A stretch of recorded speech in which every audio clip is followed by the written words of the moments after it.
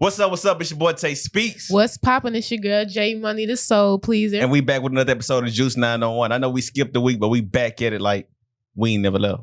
Simple as that. Period. Yo, how everything been, Jay? Everything been good, just been going. And just, I've been meaning some short-term goals, so I'm happy about that before the year is over. So I need to insert some claps into this thing. we can start our own clap. Hey, but it's always a good feeling when you insert your goals. I got some good stuff on the way, so you guys just stay tuned. Stay tuned, as we always tell y'all. But we're going to get into some good topics. You know, we don't like to waste time with the topics. So when we get to talking about the topics, we here. Let's get it. All right. Let's get into this first topic. Let's talk about, first of all, my city. Let's talk about all the Memphis female rappers. Women that are in thriving. rap. Women rap. In Memphis. Y'all doing y'all thing right now. Nah, for real though, man. Shout y'all out doing Big y'all Go, thing. man. Shout out to Go because she from where I'm from, man. Big 30127. Yeah, Fraser business. Yeah. Hey, shout out to Glow for, man, because, you know, bro, then it's like it happened fast. Like you saw her and then she took off. Shout out to Hit Kids. You can shout tell out she's genuine. Like she's still the same. She's just being herself. Like, nah, facts. So hopefully she just keeps that going. I hope she keep representing her team. I hope she keep representing her hometown. I understand you gotta get out of Memphis, but I just hope you just represent yourself in a good and a positive way as well. Facts. Because your team gonna keep eating and just keep being influenced and keep getting inspired by you. So just keep doing your thing. Shout out to Slime too, man. Slime. Shout out to Slime-a-Roni. But first of all, what's up? If you ain't see the Slime-a-Roni interview back in the day, Man, from 3 years ago? Me never. Pause this. Come on, man. Pause this video. Because we've been on Slime. You can't watch this video unless you watch that interview. Go back and watch the interview and then come back to this. I think this right say now high key. I forgot how to freestyle. I'm Slime-a-Roni, call me Countable, and when I get thick, call me Thick-a-Roni. Shout out Big Slime though, man. Hey, that jump went crazy on Instagram for sure. But now, shout out. Make sure y'all stop this. Go watch the old Slime video. Man, we got some interesting topics today. I don't know if y'all saw it. But the Jeffrey Dahmer document, whatever was it, documentary, the Jeffrey Dahmer story. Series. I don't know why we keep needing these, but shout out to the actor who played him though. Why are you trying to hide your cup? Hide my cup. I just had it right here. Oh. Because you're not going to make me the only one. Does that make you feel better? Does that make you feel better? I don't know why I keep adjusting the mic. I don't know why either, because it's going to fall. No, it's not. I bet. But no, if y'all, I don't know if y'all already saw it though, but shout out to the actor who played him, bro. I did not know that was the dude from Disney Channel. That's the dude he used to play Phil Friend on Field of the Future. But I knew him from American Horror Story. Great actor, bro. He did his thing. Great actor, bro. That was a good job. I feel like I was there. Nah, it was for real. That's hey, shout out to Niecy Nash too. She did her thing.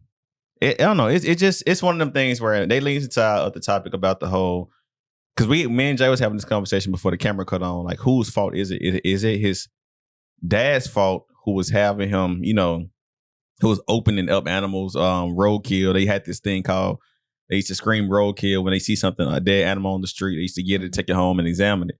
Mm-hmm. But I beg the question, would it still be as weird? Let's say Jeffrey Dahmer became like a surgeon or something like that, something that people deem as successful. Would that still get looked at as a negative thing? Because I think, let's start with the question. Who's at fault? Is it his mom? Is it the parents' fault as to why Jeffrey Dahmer became the way he was? Or was it his? Was this on his own way of thinking? Which one do you think?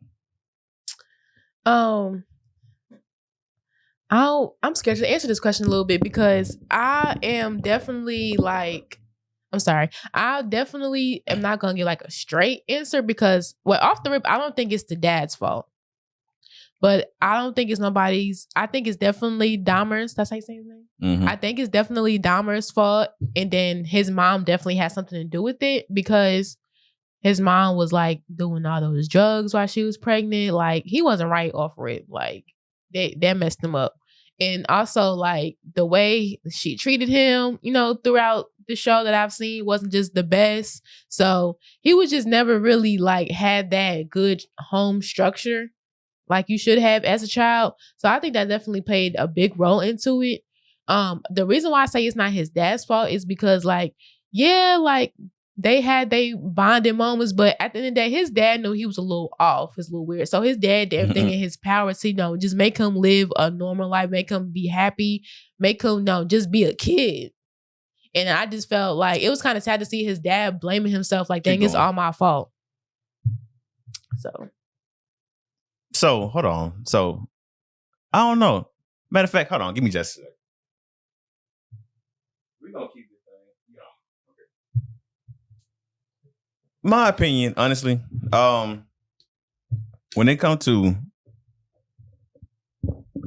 See, you can't really blame his mom either, though. You can't... I mean, I guess you could. But at the same time, it's like... I mean, yeah, she was going through stuff too, but I mean... Your actions has a reaction, so. But the reason okay, so let's talk about the dad thing, right? Mm-hmm. I knew Jeffrey Dahmer was, but I didn't, deep dive into like figuring out who he, doing a lot of research on him. But if you're talking about the dad, bro, like if it's anything, if the thing that came out on Netflix is anything like what actually happened in real life, and don't have any extra stuff in it, bro, his dad had all the signs, bro. And his mom got out of there because she knew Jeffrey was not right. She knew a lot was off within him a while ago, and even the new wife knew that something wasn't right. Like even when Jeffrey Dahmer tried to tell him something's not right, I did some bad things, he stopped him and said, you know what? We'll send you to college. I know what he was trying to do, what was right. And he was, like you said, he wasn't in, like I watched one interview, he was like, I just wasn't, I think he was interviewing with Oprah. The dad was interviewing Oprah, the real person. And he was like, I just wasn't at an emotional space where I knew how to deal with it. But at the same time, bro, it's like something is something is not right, bro. You know something is not right, and it's the reason why you came in the house on that one episode and was like, open the box or something like that, because something doesn't smell right in here. Like something is not right. And if it's anything like the grandma, bro, like he was still in mannequins and all that, like you knew something. Well, they just thought it was gay, which they back then it was like, I ain't playing the gay stuff, and I'm gonna try to pray it out of you and all that. But at the same time, it's like, bro, you had to know, like bro, you knew something was wrong, and you knew he was not safe around anybody else. He wasn't just you can tell the weird kid who's harmless, opposed to the weird kid who may cause some harm, who you may need to side eye the whole time, because it's like, yo, is he good? Is she good? Like you and Jeffrey Dahmer had all those symptoms, bro. Like it wasn't like it was one person. I think it was Ted Bundy, something like that. The one that was supposed to be the charming one. Mm-hmm. Like I think with him, you probably couldn't tell, because it was like just a normal dude, like just a ladies' man kind of thing. But it's like this guy, come on, bro. And if it, like I said, if the biopic was anything like what happened in real life, there was something was wrong, bro. Like my son and I wouldn't feel safe around you. I mean, his dad did try to tell like the police that his son is just not right. That was afterwards. But no, it wasn't. That was after he had already killed. The lady next door had already put several complaints. He already slaughtered a lot of people. Yes, that was afterwards. But at that time, it could have been stopped right then and there. It could have. But it kept going because they let him out the, I don't know what the right term is. That's a sprinkle of white privilege too, though. Yeah, they let him out the crazy house. And you could tell inside that facility, they really didn't do much. And his dad could kind of tell they really didn't do much too, because he could tell like my son still ain't in the right state of mind. Y'all let him out. Nah, facts. So it was just like, I just want to I just can't put the blame on his dad, because that's a lot. But at the same time, Jeffrey, he also said, I was watching an interview today, I had to cut it out because I'm like, you got to be careful with what you consume sometimes. He definitely should have stayed in jail. Well, he got killed in jail. Yeah, I know. I'm talking about the first time he was jailed. Oh, yeah. Well, like he, I was watching the documentary of, because he was also the person that, like, you would think that the person who was interviewing him on what I was watching on YouTube was like, I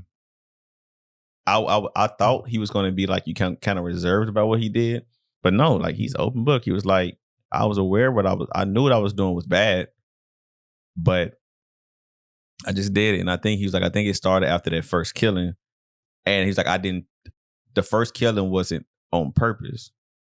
And he was like, I just felt like, she's like, what is your fascination with gay males? He was like, what he say? He was like, I just love being able to control, like, have total control with them. He's like, I didn't kill them because I was mad at them or angry, upset with them or anything like that.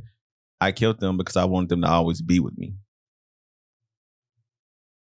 That's what he said. He was like, as far as this is the reason why he killed them. He didn't kill them because they did anything or he had any intention of, like, evil. But it was just like, I just wanted them to always be with me. So I killed them every time. Mm-hmm. And he's open. He's talking like this right here. Like how I'm talking right now. He just, because he's a smart dude, bro. Like he's already, he was well aware of what he was doing.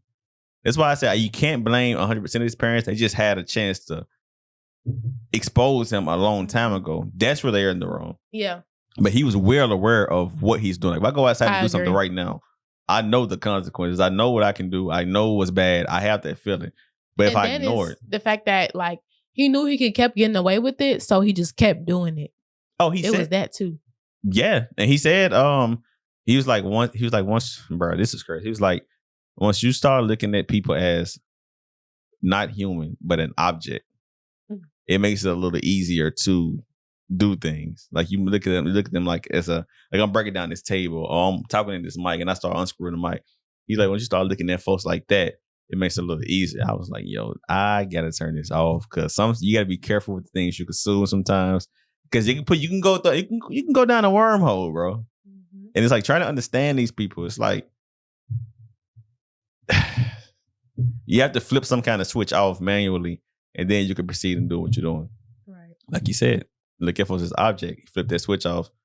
You're not human no more. So, but I don't know. It's crazy. Yes, but all this parenting talk, it also made me think, like, do the way parents like raise their child affect, who they are, like growing up, how they look, what they look for in a partner or what they don't look for in a partner, and just things like that. Like, how much do parenting have an effect on a child?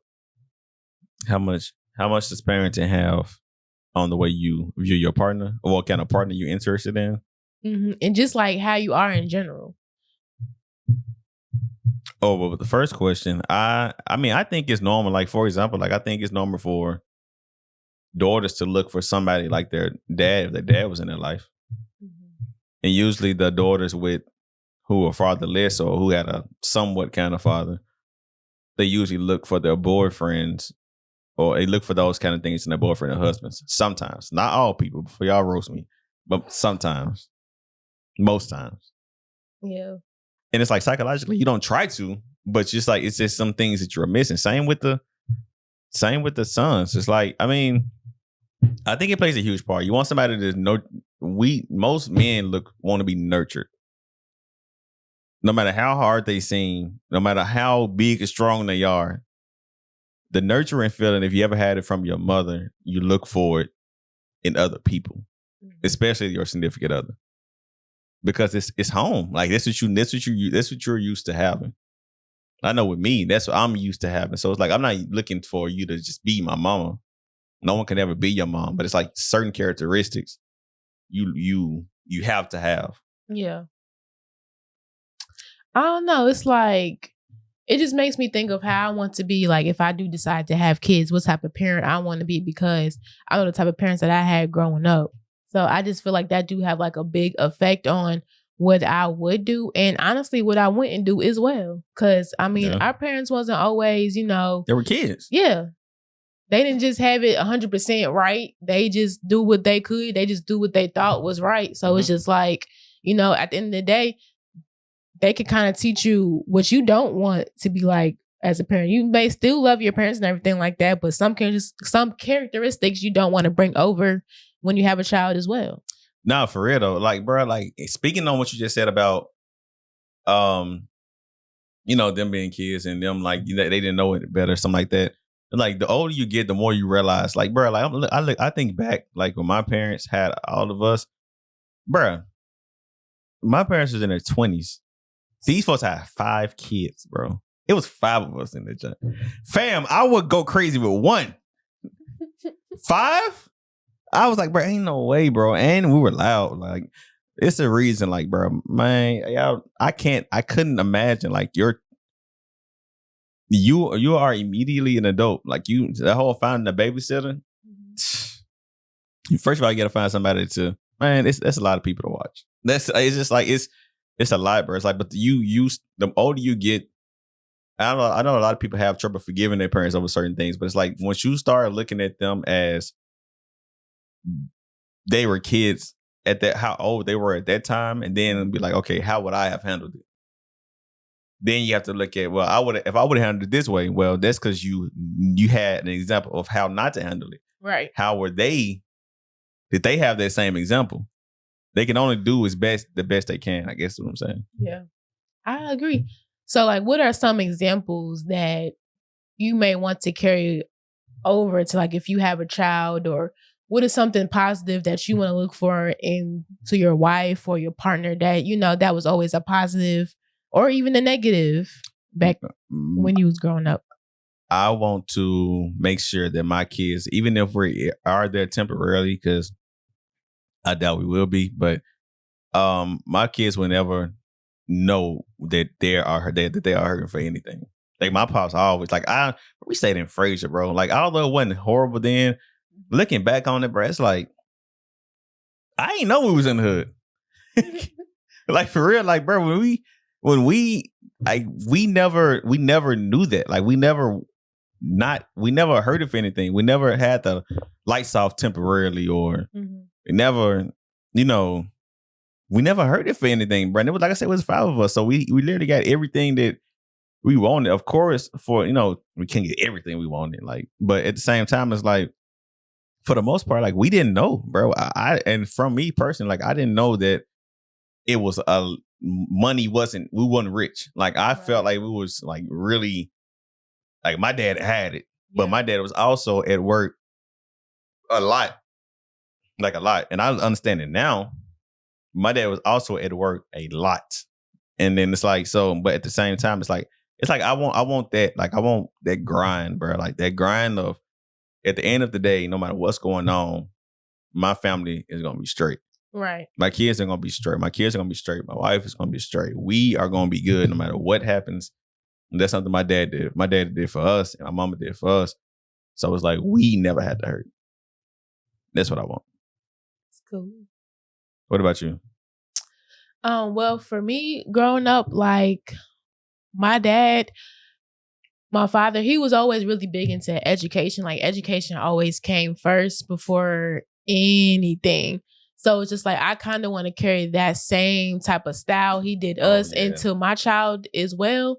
Even though sometimes it was a little bit annoying, because when I was a kid, I was real smart. Like I was the first kid to always just be advanced in reading and all that. I could stand up and read a book in front of everybody, and I'm just 5 years old. Like I was always very smart when I was a child. So all that comes down to my dad. He always made sure we knew our history. He always made sure we knew stuff that they didn't teach us in schools. So stuff like that, I just kind of want to carry over to my child as well. But to kind of look on like the negative side of it in a way, like I don't want to like do it in a way where they hate school. They don't like school. They don't want to do their work. I don't want to be so hard on them where they get burnt out in high school. Like, I kind of have a little bit of freedom. So I'm going to kind of slack on my schoolwork a little bit, So I feel like that kind of happens to me. Like I was always a smart person, but I feel like I could have, did better in school, but I was just tired of doing it because my dad always, installed it into us as when I was just a little girl, like 3 years old, like reading, like learning how to read. You got turned off by it. Yeah, type thing. So I just kind of want to make learning kind of find out what the child what subjects they love to do, just kind of make it into not just like fun all the time, but just make it so where they enjoy doing it. Because, some kids is like, they naturally just love school. You don't have to tell them to read a book, or you don't have to tell them to do their homework. They like doing it. But some kids don't. So you just kind of got to learn that flow, learn how to, make it seem like it ain't just they're doing work, but just make it kind of seem like, this is going to benefit you in the long run. So is college going to be a mandatory thing for you? That's a good question. I think trying college is a mandatory thing. Like, if you drop out, I don't think I'm going to be like, if you have a plan, I don't think I'm going to be that mad at you. But if you at least tried, I want you to at least try. I don't want you just graduating high school and be like, I don't think I want to go to college. I'm like, nah, you at least trying like a community college or something. Why is trying so important to you though? Because I don't want, I'm very big on education. I don't want you to give up before you even try. You don't even know if you like it before you try. So the dropping out of high school thing is a wrap. Oh, high school? Mm. Oh yeah, that's a wrap. That's expected. To graduate high school is kind of expected in my family. It was never just a achievement. It was always expected. Mm-hmm. So it just high school. Going to the next grade. Yes, you going to graduate high school. So what if let's say you got a little what's it, Marsha and Boda? What's her name? I don't want to get her name wrong. But the little girl who she's in Blackish. She directed, produced, and all that. Marseille? I think Marsha. Is it Marseille Martin? Yeah. Who I say Marsha? Anyway, yeah, her. So let's say you have a little her, and she's 13 years old, and she's very, very accomplished by her age, and she's like, Mom, I have no doubt. I know what I want to do, and I'm very good at it. And as you can see, we've made a lot of money off of it. I want to do this. And I don't want to go to school. I don't want to go to high school for this. I want to go to this art program. She's still going to go to school. It's because some experiences make you to the person that you are today. High school molded me into the person I am today. College molds me into the person I am today. Some experiences, you just have to have, whether you do homeschooled or whether you're going to have some type of education. Because what if it don't work out? I'm not saying I don't support you. You just going to have to grind a little bit harder because you're just going to have to do both. I get it. And that's actually where my stance is also. Because I feel like the grind always gonna be there. Hey, if you want to do that, you can do that. But you also gonna just have to do school. You may have to stay up a little later. You just gonna have to be tired. Well, I get that because I think my viewpoint on it is you can go for your passion. 100%. You can, if you want to drop out of high school, it's a wrap for that. I just think that if you're gonna do it, you need to. I still want you to go to school. One, you can learn more. Two, you can, I don't know, you get more experience. You get more experience, you know what to do. And I don't know, you just meet new people. Mm-hmm. Not only do you meet new people, it's long story short, I want you to have you gain more experience and knowledge. Sometimes, for example, we in high school, we know what we want to do. We so sure about it, and then we get older and we start to see other things. It's I don't want to do it. It's a whole 360. It just changes. But then I want you to have the education. For example, who said that? I just heard it recently. Tory Lanez, right? Mm-hmm. Tory Lanez. I know he ain't on everybody's good list right now, but Tory Lanez, he was just on the Breakfast Club, and he was just he was he went to nursing. He went to some kind of schooling dealing with nursing or whatnot, something like that. And he was just he was like, what made you do that? He's like, man, when everything started to go bad, I had to think of a plan B.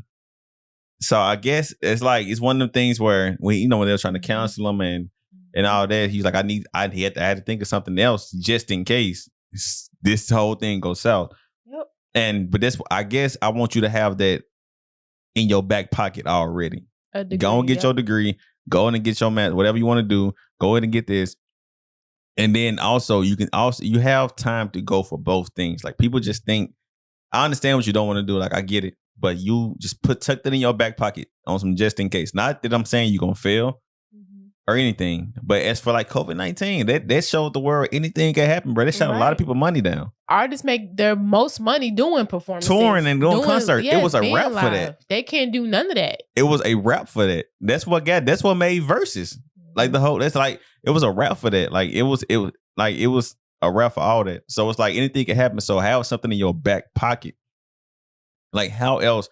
I want you to have the education to make money doing something else. Also, just in case all this falls out, or I'm not saying you're not good enough, but in case the world shut down, what's your plan to still bring the money back home to yourself, to your family, to the generations after you? That's why I want you to get the other education. I did both, bro. And I'm gonna be successful. We're gonna be successful. And we both went to school. We met each other in school. Another reason why you should at least try college, bro. Yeah. Let's try it. You don't have to stay there.